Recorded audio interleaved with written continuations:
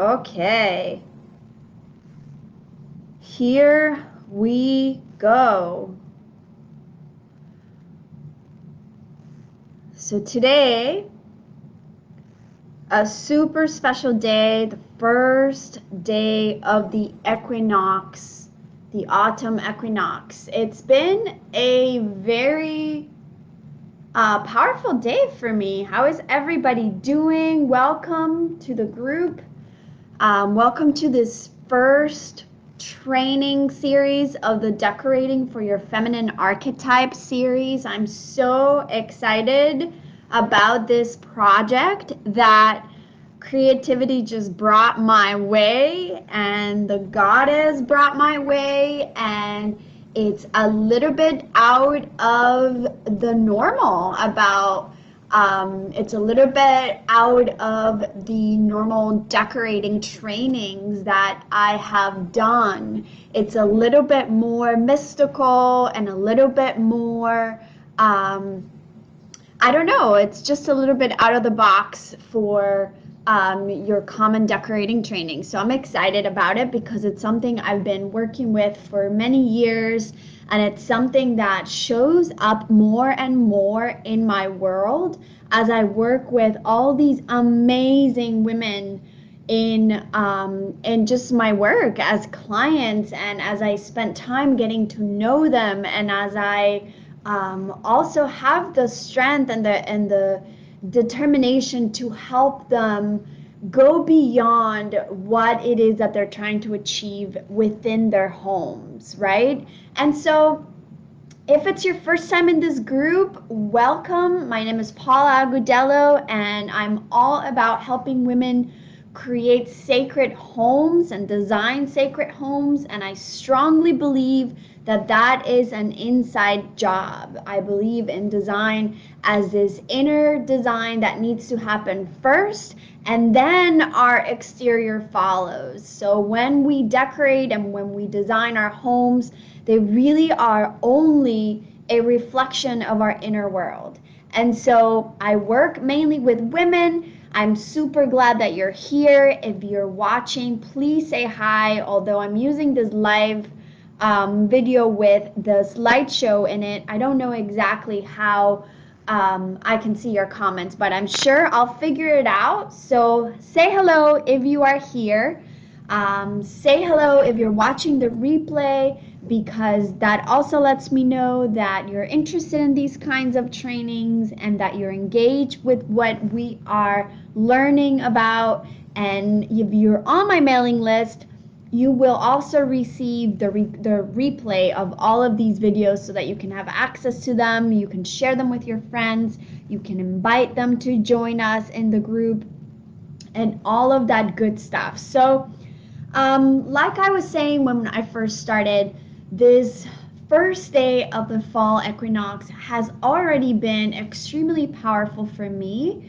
Today is a day that I have really taken the time to just rest and reflect on all these archetypes that I'm sharing about with you today, because they all have shown up in my life for many reasons in the last few years, and they're always almost constantly looking for validation, I guess, from my side. And so without going too much out of what we're sharing today, this day for me has been about bringing light into all those parts of me as a woman that I have not been paying attention to. It's all these almost parts of me that I've ignored, and that when ignored, the feminine becomes destructive. The feminine wants attention. She wants to be seen. She wants to be loved.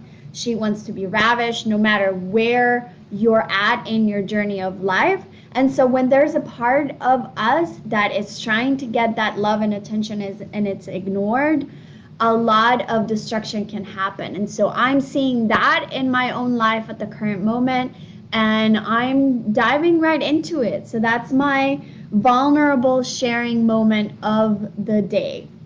But I want to go ahead and get started with our training because I have a lot to cover, and I want to make sure that that I get through it. Okay, so today is the first day, the first series. Next week we're going to go even deeper into other types of archetypes, and then on our last day, on our last week, on October 6th, we're also going to have Stephanie Pierre joining us, and she is going to blow your mind. She's amazing, she's inspiring, she just awakens this fire by just being on camera. She's gorgeous, and I'm really, really excited that she will share her gifts with all of us here, and that you'll get a sneak peek into a much more mystical and exciting world. So I'm gonna get started so that you can understand what it is that we are talking about today. So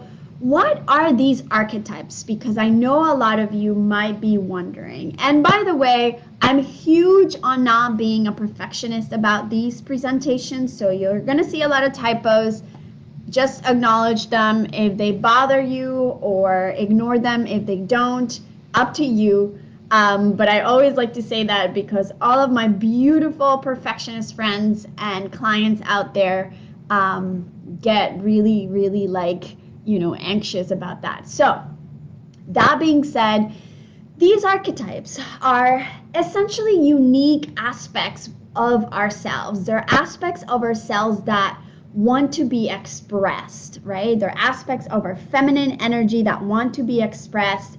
These archetypes that we are going to really dip our toes in, because this is a profound subject. There are layers and layers and layers of depth about them, and I feel like they're just a very dynamic framework to use in our lives as we grow as women. But mainly, there are 7 archetypes that prevail in our modern society, and this is according to psychiatrist, psychologist Carl Jung.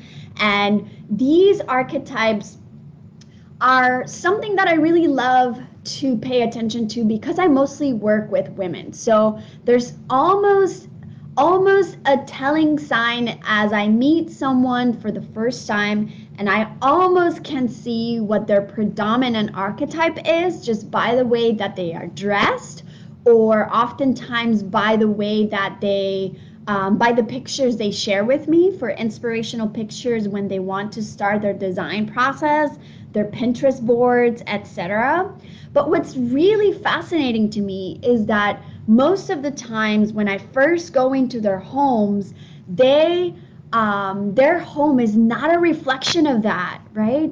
Their home is not yet a reflection of what they want to show the world they are, or who they know in their depths of their souls they are. And so it's kind of a no-brainer to me that our homes should be that example and should be that full expression of who we are, because that's our sacred temple. That's where we live. That's where we cry. It's where we have sex, where we make love. A lot of us have our children at home. It's where we cry, where we nourish ourselves by having meals together. So the home in its root is our ancient temple, right? It's our sacred temple. And so to me, helping women match who they are and their external spaces, their homes, their rooms, their offices, is such a powerful opportunity for them to just embrace more of who they are. So there are many, many ways in which feminine energy is expressed. And going just around the topic of feminine energy, we can go really deep. With my yogic background, there's a lot to be said about the feminine, but for the sake of time, we're not gonna go there right now. These archetypes that I'm about to mention are basically patterns of behavior and traits of our personality that are often things we don't know about, that we're not fully aware of, that are often unconscious, and that they influence the way we act and the way we live our lives. They influence what we want, the people that we attract into our lives, the way our relationships play out. They're really these just powerful forces of inner expression And the most powerful thing to know is to have a level and a space of self-awareness, right? That's where the magic of growth and success in life comes from, is because we are so aware of who we are that we're able to constantly keep ourselves in check and constantly redesign ourselves. So that's really, on a foundational level, what this big picture of archetypes is all about. So what I have learned throughout these years of working with these archetypes is that in order to experience a balanced and fulfilling way of life as women, we need to be able to connect to all parts of us, meaning parts of all of these archetypes. There's a little bit of all of them within us, and it's our job to figure out, which of these archetypes dominate our lives, whether we are aware of it or not. And this capacity of self-awareness determines, like I mentioned before, the success of our relationships, of our health, of our wealth, of our dreams, of our mothering. Everything really is an expression of our inner world, right? And so that's part of what I wanted to start by, so that you really can get a sense of what we're working with. And this quote I really liked: "There really is a feminine nature to be celebrated and not reasoned away." And this is by Carl Jung, like I mentioned before. And to me, this is it. This is about us celebrating who we are as women, as mothers, as lovers, for us to not shut out all those parts of us that want to come out, that want to shine, that have gifts to share. There's so much to be said in the world right now about how far women have gone, and there's still so much work done. We're seeing that in so many aspects of the earth and the world and the way the government is, and there's so many layers and layers and layers of confirmation that what needs to happen right now. And I know I'm going a little deeper than my normal decorating trainings here, but there's really something to be said about the healing that needs to happen in the feminine aspect of our lives and of our world. Literally, the mother, the woman, the lover, all these parts of us as the feminine is what needs to be healed more and more and more if we want to heal the world, if we want to leave a better legacy for our children, for our grandchildren, right? That's, in the biggest picture, the work that we are all doing here, whether we are aware of it or not. And so because I'm extremely passionate about that, and I am super grateful and blessed to be able to merge that into this very fun aspect of the earth living, of the worldly living, which is things, material things, offices, rooms, bedrooms, living rooms, decorating within your home. Why not, right? Why not? Like I said, if this is our temple and this is our sacred space, this is the space where we get to really shine bright with who we really are. So that's what I wrote here. It's time we get to be who we are meant to be and not to hide behind who we think we should be. So this is super important for me because this is part of the transformation that I love guiding my clients through and coaching my clients through. And if you've been through my Sacred Interiors Academy, you know that the deep transformation, the deep design that we create for your sacred home starts with the deep transformation you choose to go through within yourself. That's the beginning of it. This is about designing from the inside out. There's no catalog or retail therapy that will make your home a sacred space. I don't care how much money you have. I don't care what great taste you might have and what a great style. I don't even care what a fancy, well-known interior designer you might hire to do your house.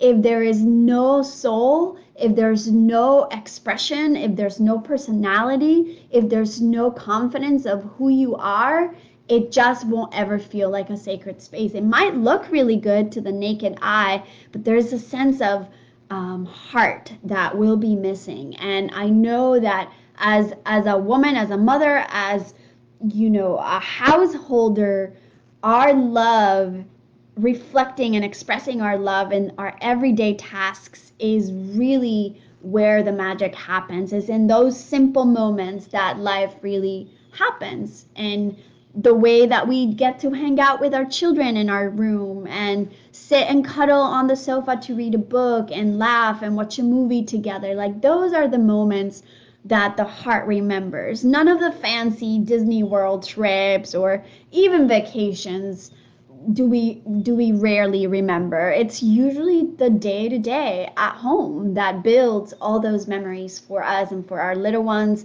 for our grandchildren. And it's also the space where we get to heal. Like, now that you're grown up and you have your home and you have your own space, it also becomes an opportunity for us to reparent ourselves and really nourish and take care of ourselves in ways that maybe we were not brought up with. So again, deep places I can go into recognizing how sacred the home is and how powerful it is, but I'm going to move forward so we can get into the fun of it. So these archetypes that I'm mentioning, those 7 main ones we're working with, are just like design styles, right? Those styles that well, traditional design, contemporary, modern, etc.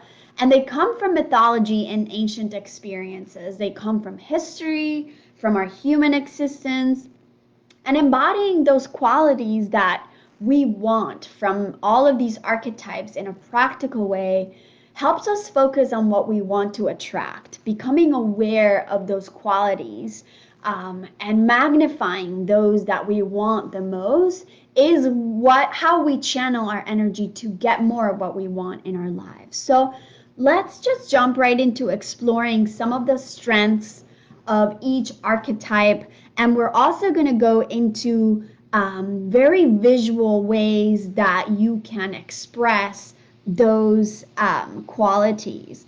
And then later on, as we move through these 3-week series, we'll also go into the weaknesses and the dark side of these archetypes. I think that would be something really cool for Stephanie to touch base on, because there's so much of that subconscious archetype that is managing our lives, and we need to bring light to that. So these 7 main archetypes are what we are going to work with. And I gave you these visuals because, again, sometimes all you need to do is like see someone, and this isn't to be shallow or judgmental at all, but just to see the qualities and the elements that adorn people, adorn women, how they dress themselves, how they show up in the world, right? I know for me, it's clear to me that there's so many of these archetypes, if not all of them,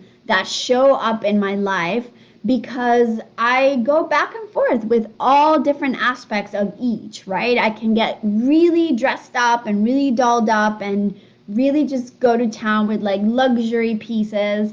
And then, I could also just be in like my hippie pants and like my tie-dye t-shirts with my hair up and wear no makeup for months. So it's kind of cool to just know yourself in that way and really embrace yourself with how you feel and going with the flow. That's the magic of being in the feminine, and it's the magic of being a woman, is that we change like the moon every 2.5 days, and there is no linear way of being for us. We're all about that variety that the masculine wants so much. And again, I get really excited about this topic. So these 7 main archetypes: the maiden, the queen, the mystic, the huntress, the mother, the sage, and the lover. And I just want you to take a minute to really look at the pictures of each one and read the name: maiden, queen, mystic, sage, mother, huntress, lover, and just look at the qualities these women embody. I mean, it's like the label itself just suits their presence so well. And so we're gonna go into some of these archetypes and what the possibility of interiors and decorating with these archetypes can look like. And I had so much fun working as I was doing this. I spent probably more time than I needed creating this slideshow because there's just so much juice to it. There's just so many possibilities. And I pride myself as a designer in honoring and loving all styles of design. You know, a lot of times you'll see designers that focus on only one style. They're only modern or contemporary, or their specialty is mid-century modern or traditional, transitional, whatever it is. For me, the magic is in being able to love and appreciate all style, all flavors, all color palettes, all materials, all shapes and forms, just like women. It's time that people learn to really love all these different body types and these different personality types and these different ways that women show up as women. There's no one cookie cutter way. And that's the freedom of exploring these archetypes and going deep into healing with these archetypes, is that you get to just be you and not care about what anyone else thinks. And that's exactly what I love when I get to teach my clients how to design their own houses. I love designing their homes for them. Obviously, I love doing that. But I honestly have to say that I love even more teaching them the basic elements and the basic principles, and then let them sort of just take on from there, because they really fully go to town in expressing themselves with their decorating. And it becomes like a ritual of self-affirmation. Decorating is so therapeutic. It's not just about spending money. It's not just about some weekend makeover. It's about setting those intentions and creating like an altar, like a real sacred celebration of what it is that you are celebrating in your home and your life, but also what it is that you want. So the lover has this, you know, as you can see, the lover has this like magnetic, attractive, seductive side to her, right? She's powerful, she's unapologetic, she's passionate, she's fiery. And if you look at these interiors, you can see, like, can't you see this woman living in that space, in those spaces? Like, I can so see this being her home. And so the qualities of her as a lover is that she's captivating, she's sensual, she's a creator, she's magnetic, she's passionate, she's empowered. So in those aspects, and like I mentioned before, there are other aspects of each of these archetypes that are, you know, their weaknesses, right? And they're sort of they're less than strong suits, and they are usually parts that need more balance in our life. And so again, we can dive into that later on as we move forward with the training. But for now, I want to give you a real visual of what these spaces look like. And I want you to be able to see these spaces with, you know, just appreciating certain elements. Whenever we see images that are inspiring for design, we're not really meant to just copy the design exactly as it is. It's meant to give us inspirational material. It's meant to give us little cues and signs of things that make our heart just fired up, that make our heart just excited about it. And so if you look at some of the elements of decoration and design in this room, you'll see that the lover archetype has a tendency, or more than just a tendency, has an opportunity to express herself through these elements. So decorating with velvet, which feels like luxurious and erotic, decorating with leather, which is also that like powerful feeling that it gives, or that it sort of evokes, using gold accents, gold metals in your mirrors, gold for your lamps, your side tables. Notice how the legs in some of these pieces here, like the desk and the sofa, have gold metal in them also. You can bring more of that lover energy with black furniture and accents. Obviously, wall art is extremely powerful. I mean, look at the sensuality of this painting on this main picture up here. You know, it's like you can't avoid that power, right? You have to really look at it because it calls for your attention, and that's the power of the lover. She's so magnetic that she cannot be missed.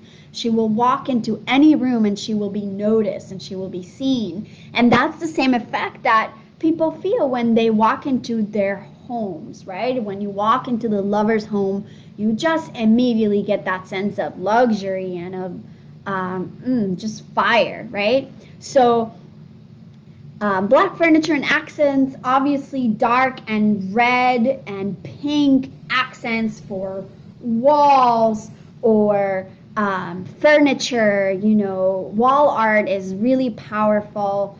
And dim lighting. Lighting is a wonderful way to bring that mood, right? To create an ambiance of sexy, loving vibes. So using dimmers, using candle lights, using various types of lighting within the same room. I love using 2 to 3 layers of lighting, meaning you can have like a chandelier and a table lamp and maybe a floor lamp in the same room, and just adjust the lights with dimmers and bring them down. And it's important to know that the energy of the lover is also not the traditional sort of sexy energy that the mainstream world has shown us, right? It's really more about the fire, the passionate way to be, that desire to create. So when we channel that in a positive way, we're talking about women who are activists. We are talking about women who are artists, who are dancers, who are priestesses, who are teachers, women who have passion for a cause bigger than themselves. That's also the lover energy in her showing up. So real quick, I'm going to show you different sacred vignettes, which is they're essentially like groupings of items you can decorate with and create these sort of focal points in your tables or on your any surfaces, on your counters, on your nightstands, or on your dining tables. And the key to creating vignettes, and we're going to go through all the different archetypes and how to make those vignettes for each archetype. But first, it's important to just get a little technical with how you're going to do that, right? So basically, you want to create a gathering where everything that's on that surface you have to love. I am super strict about love everything you have. The mug you have your coffee in, the wine glass you drink out of, your water bottle, your I don't know, hair tie. Everything you have is adornment.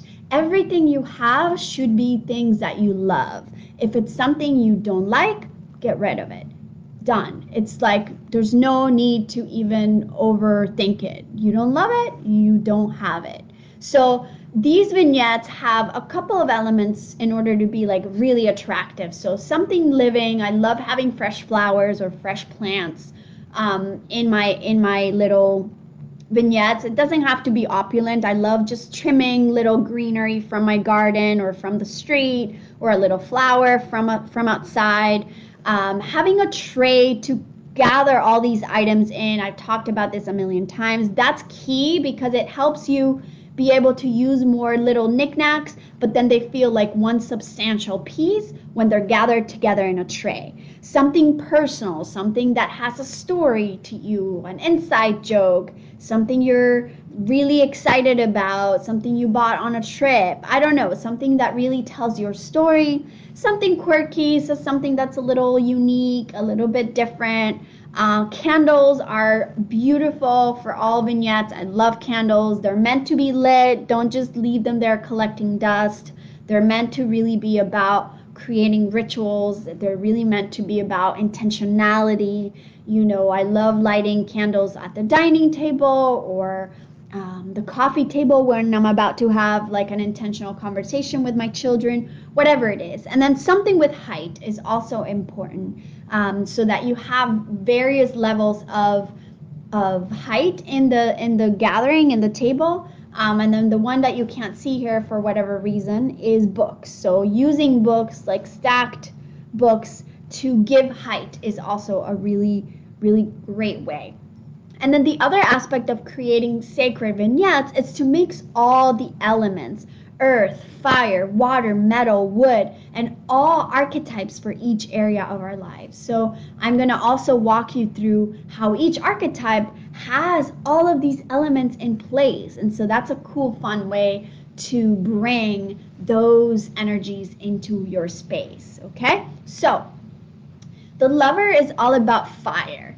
So the vignette for the lover, to represent the lover, is really all about fire. And I wanted to show you this more muted version of the lover because it doesn't have to be all about red. It doesn't have to be black leather either, or even all velvet. There's subtle ways in which you can express those parts of you that you want to call upon, but maybe they're not that dominant. Maybe you really don't want a red velvet sofa, and that's totally fine. It doesn't have to be that way. This is where you get called to be creative, and this is also where my job comes in place, where I can help you decipher what you want and the intention that you want to create without being so literal, right? And so decorating with the fire element for the lover is about bringing crystals. Crystals like amethysts are super powerful in magnifying that intention, using the silver or gold colors, using candle holders and vases that are in those colors, like you see the two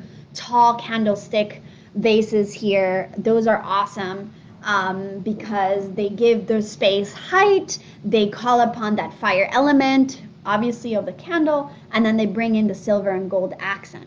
Having fresh flowers adds a ton of luxury: roses, peonies, hydrangeas, you know, these like more sort of luxurious feeling flowers. That's a wonderful way for you to just bring that and honor the lover within you without waiting for anyone to buy you flowers. Just go get your own and make your own sacred ritual to tune into her. And we can talk a ton more about the lover, but I'm going to move forward with the second archetype, the mother. And so the mother archetype is, I would say, the one that, in my experience, and Stephanie can also talk to you more about that later on based on her level of expertise. But to me, the lover and the mother are really one in many ways. And it sounds almost controversial in a way, but because they're all about creation, you know, the mother energy is all about gestation and growth and creating, right? And so to me, those two are very intertwined. And the mother is also all about unconditional love and protection. And so here again, if we look at this picture of a mother with her newborn child and that feeling, right? There isn't a more powerful feeling in the world than holding a newborn in your arms. It's like the closest experience to God, in my opinion. Many of you have known my story if you've been following my group and my work for the last few years, and it's that becoming a mother really became my biggest spiritual experience, and my biggest awakening as a human being happened through birth and pregnancy and conscious birth. And home birth was key for me to take my business a completely different route, which is that of sacredness, because giving birth at home was the ultimate sacred experience of my house and of my home. So the mother energy is one that is also extremely alive in my world, and also I would say 90% of the energies I work with my clients with, because a lot of them are mothers. And even if they are not biological mothers, they are mothers to others. They have that caregiving loving, nurturing, and protection energy towards their brothers, or if they work with like social justice issues, they love, children that they help and that they feed or take care of or do therapy with, whatever it is. But there's a lot of that energy that goes into just helping others, right? And so you can see that these spaces are really all about feeling safe and all about feeling welcome and warm. There's no really like, questioning whether you can sit to just read here or have a cup of tea in these living spaces. There's no like respect of like not being in the space and living in it. Like a lot of more luxurious spaces sort of give that vibe where you're like, okay, this looks amazing, but I don't know if I can sit there. This isn't the case. This is a comforting, welcoming environment. And so because the mother is all about being nourishing and protective and heart-centered and compassionate, the mother is all about empathy and developing this sort of muscle of the heart to feel more and be more in tune with the heart and less in tune with logic.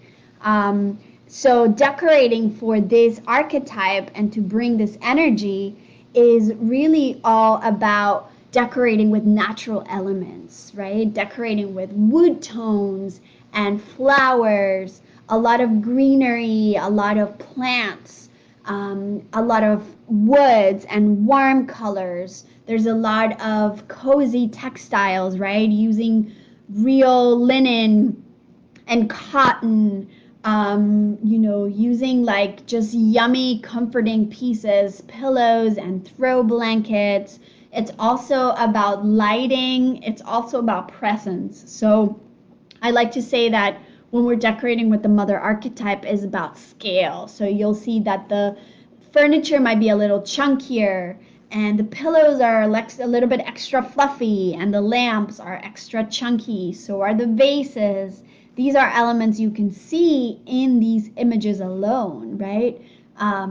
It's about dressing in a comfortable way and dressing in a way that makes you feel in charge also too, right? Because the mother is also a leader. She's the ultimate leader and the ultimate teacher.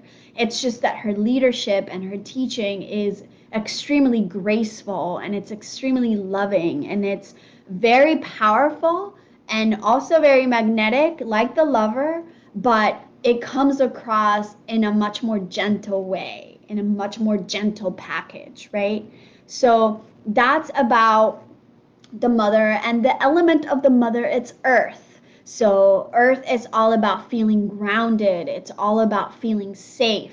It's all about being protected, right? It's an opportunity to also just feel like when you walk into the space, it's like hugging you, right? It's all about feeling extremely welcoming and like it's a big hug.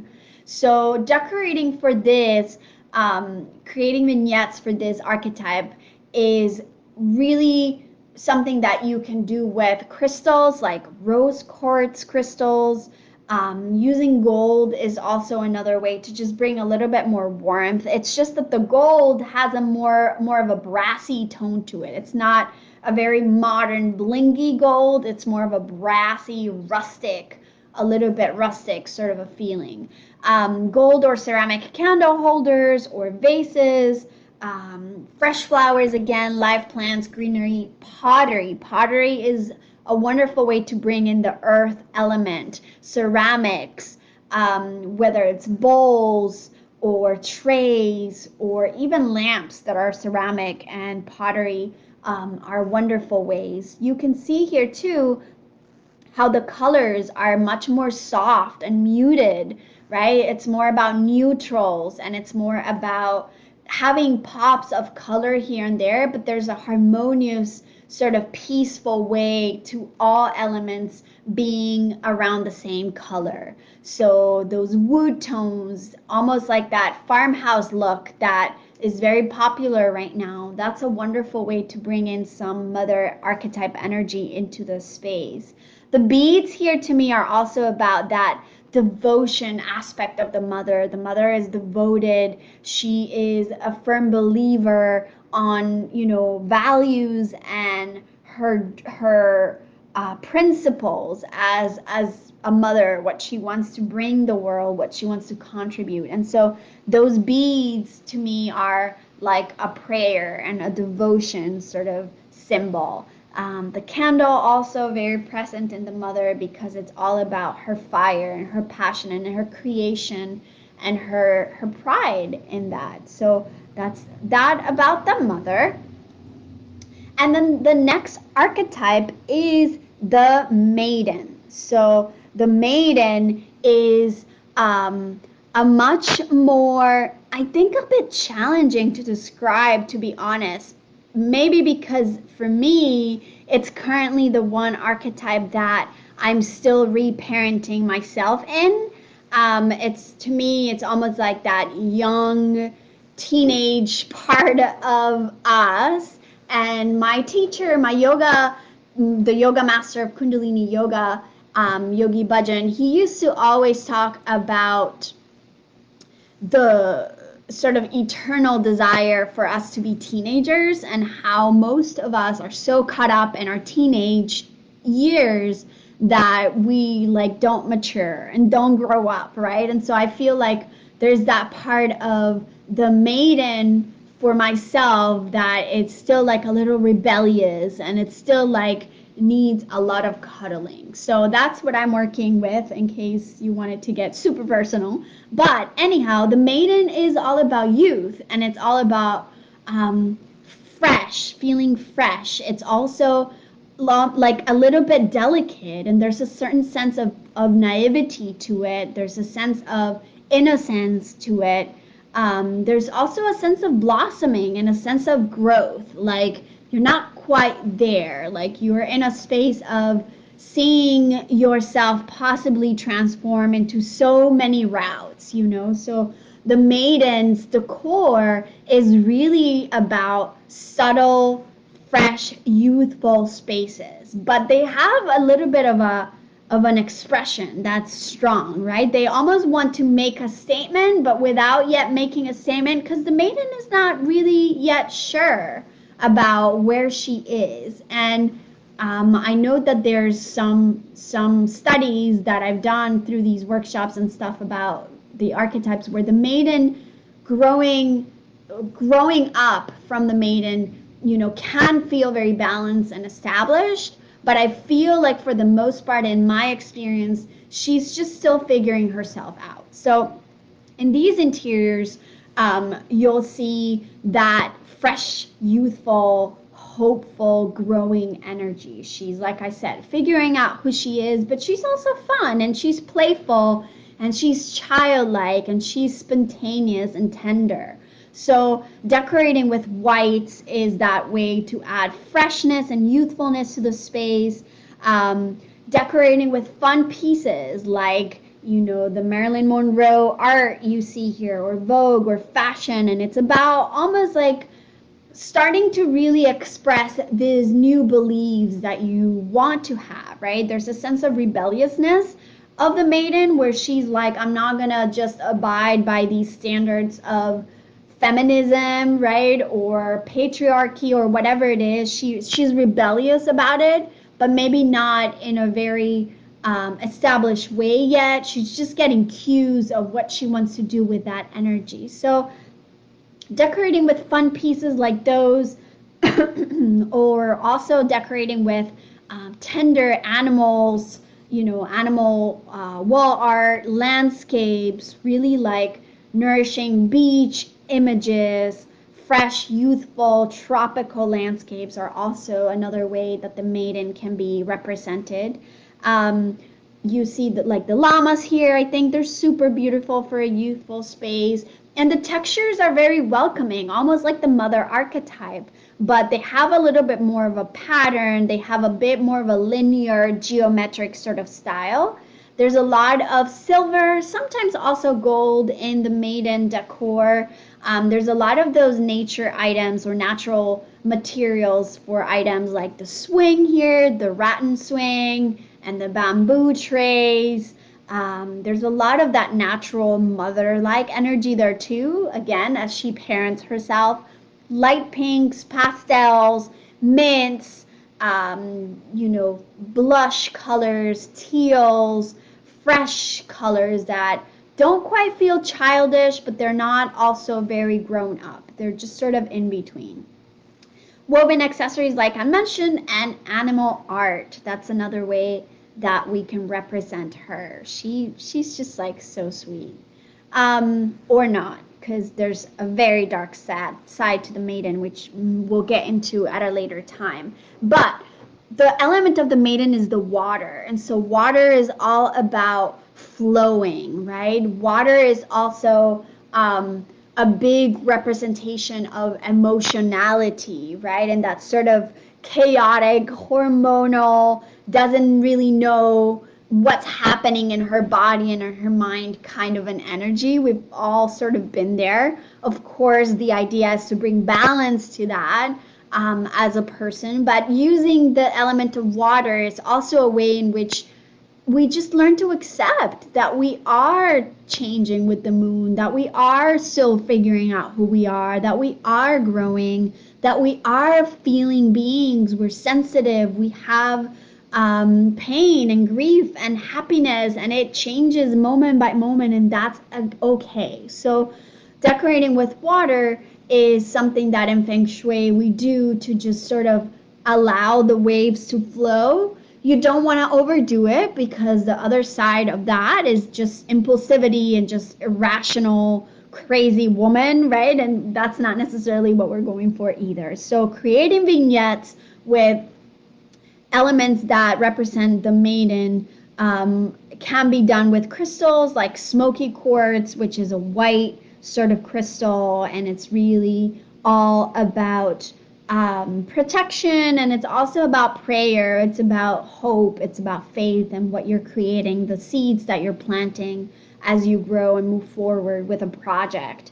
Clear glass vases and containers so that you can see the water. Soft bamboo, jute, or rattan trays and baskets are very like soft and just youthful. They're also very much in style right now, and they're pretty much everywhere, and they're really, really beautiful.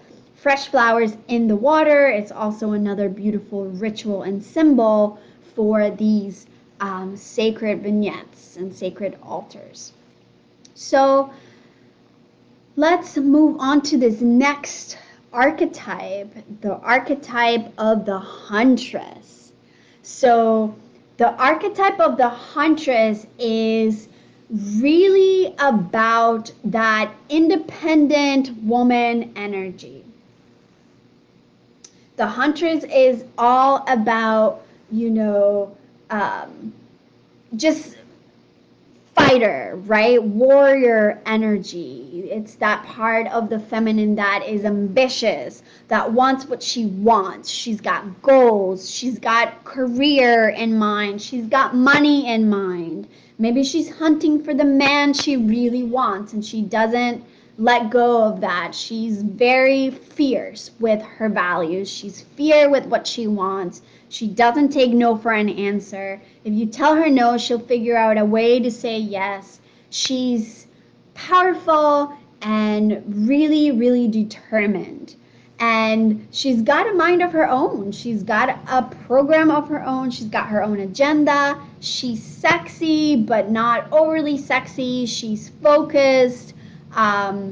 She's cool. I really like the huntress energy, and these interiors here, to me, are just great representations of the huntress, because they're very clean. They're very powerful in the sort of intention that they have. So they make a bold statement. They're not subtle, but they're not over the top. So these elements of the huntress that she's expressing are all about independence and ambition. She's competitive.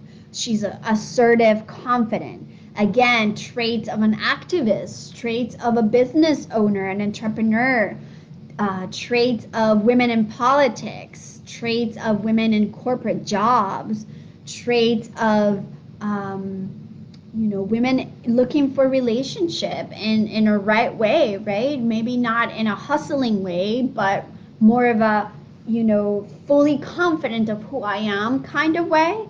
Decorating for her is all about glamour. So there's definitely that sense of glamour and luxury, but it's not quite as opulent. There's metals like gold, silver, copper is a big one for the huntress. But there's also pops of color and a background that is very neutral.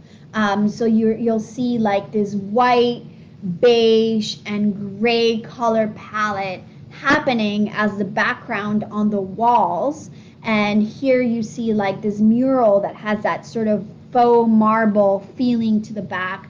But she's making her statement with the black accents, and she's got this like cow horn as decor. There's all these gold and copper accents here and there. There's definitely that power of reflection, right? Really being proud of seeing herself. So she has portraits of her, pictures of her as a decorating aspect of her home. She's got mirrors. Here you can see also this artwork. It's like so bold and unapologetic, right? This lamp I'm obsessed about, by the way. It's like this gorgeous, almost like crystal bowl made into a lamp. It's just so exquisite. And this wallpaper, it's like, she's got just like this fierceness to her, She's proud of herself. She doesn't care about what other people think. She's going for it. So decorating with pops of color amongst those neutrals, like this buffet with the blue and the red and blue artwork, the lamp, the orange flowers, the green vases. Look at all the colors in just one small vignette and how much power you can make with that. So thinking of very clean lines and clean main pieces, but then adding very creative, decorative wall art or lamp or accessories to the space. Black and white is a staple of this design. Black and white furniture, black and white walls, black and white decor, rugs, you name it. Very big keys to decorating for her.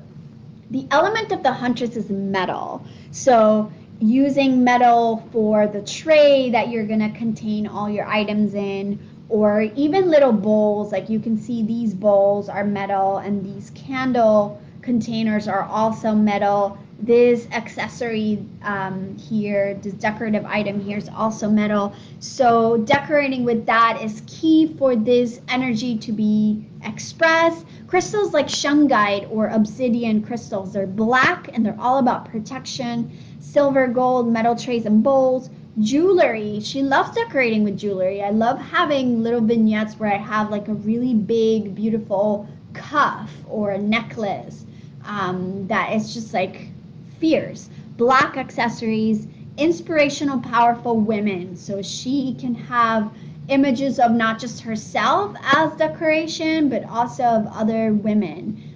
So usually like fashion, celebrities, women who have just paved the way in their determination to do something with their life and to be something for the world.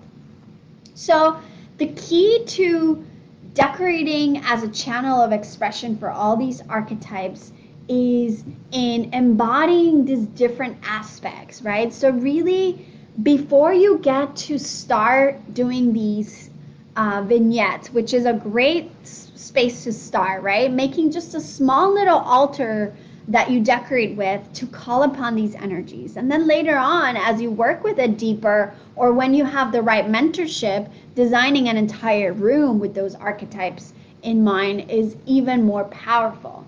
This room is one of my recent projects, and in here we worked with elements of a lot of archetypes that were really kind of just even unnecessary to talk about. If you met my client, you would just see that she embodies the archetypes we're trying to portray here. And those archetypes are of the lover and of the mother, very big lover and mother. And then there's a lot of huntress element in here as well. This is someone who is successful, who is confident, who is bold and proud of the work that she does. She's a single mother. She takes care of her child. She is empathetic, has that mother energy, but was also really fierce when we first started working together in attracting love into her life and attracting the right partner for her and her daughter to, you know, be a part of that experience as well. And it's been fascinating to just watch her transform her life through her commitment to that and through my help in the practices, in the breath practices and the embodiment practices, but also in creating this sacred altar and sacred space for her.